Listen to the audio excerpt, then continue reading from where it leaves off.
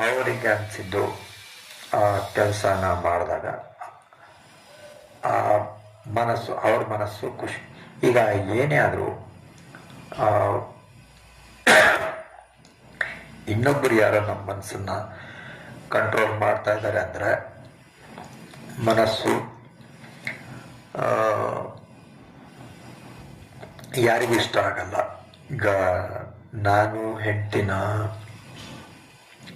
ಹಾಗೆ ಯೋಚನೆ ಮಾಡಬಾರ್ದು, ಹೀಗೆ ಮಾಡು, ಅದು ಇದು ಇನ್ನೊಬ್ಬರನ್ನ ಕಂಟ್ರೋಲ್ ಮಾಡೋಕ್ಕೆ, ಗಂಡನ ಕಂಟ್ರೋಲ್ ಮಾಡೋಕ್ಕೆ ಹೆಂಡ್ತಿಗೂ ಆಗಲ್ಲ, ಹೆಂಡ್ತಿನ ಕಂಟ್ರೋಲ್ ಮಾಡೋಕ್ಕೆ ಗಂಡನಿಗೂ ಆಗೋಲ್ಲ.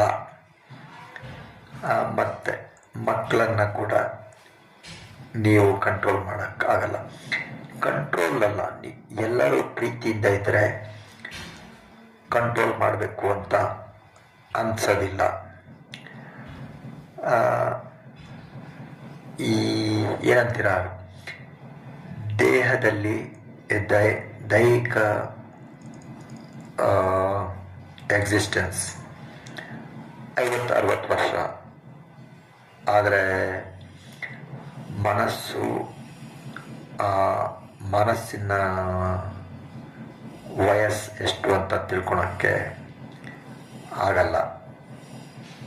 ಹಿಂದೆ ಎಷ್ಟು ಜನ್ಮಗಳ ಅದು ಮನಸ್ಸಲ್ಲಿದೆ, ಅದೆಲ್ಲ ಧ್ಯಾನ ಸಾಧನೆ ಮಾಡಿದ್ರೆ ಸ್ವಲ್ಪ ಸ್ವಲ್ಪ ಸ್ವಲ್ಪ ಗೊತ್ತಾಗತ್ತೆ. ಅದು ನಮ್ಮ ಮನಸ್ಸಿನ ಬಗ್ಗೆ ನಮಗೆ ಗೊತ್ತಾಗುತ್ತೆ, ಇನ್ನೊಬ್ಬರ ಮನಸ್ಸಿನ ಬಗ್ಗೆ ಮೇಲ್ಮೇಲೆ ಗೊತ್ತಾಗತ್ತೆ.